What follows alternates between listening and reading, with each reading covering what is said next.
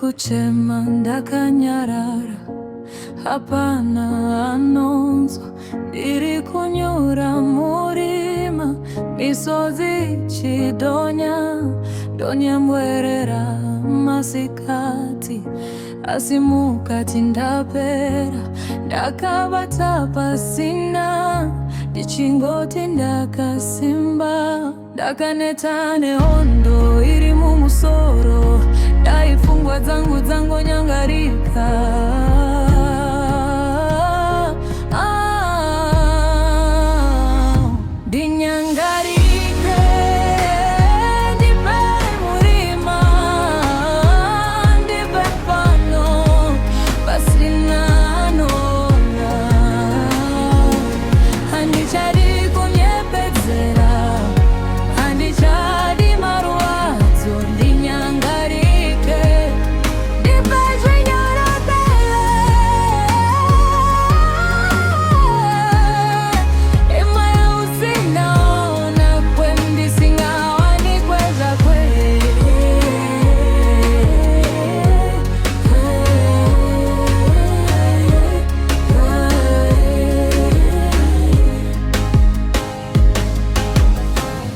Nyano zangu dzorema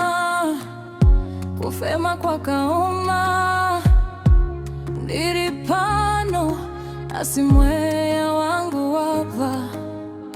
vanongoona zva vanoda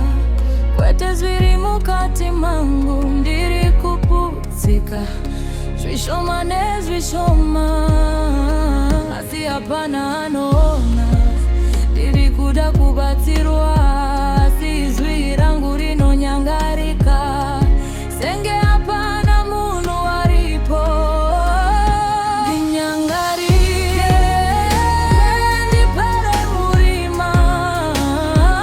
ndive pano pasina anona handichadi kunyepedzera handichadi marwadzo ndinyangarike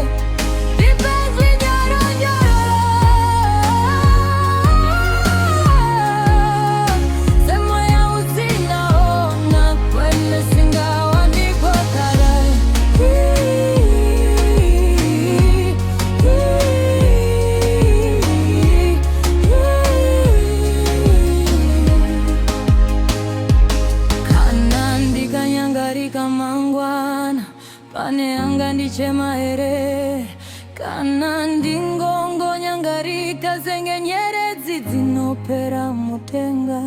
handikumbiri zvakawanda kungoti pave neanondiona rima riri mukati mangu riri kundipedza ndinyangarike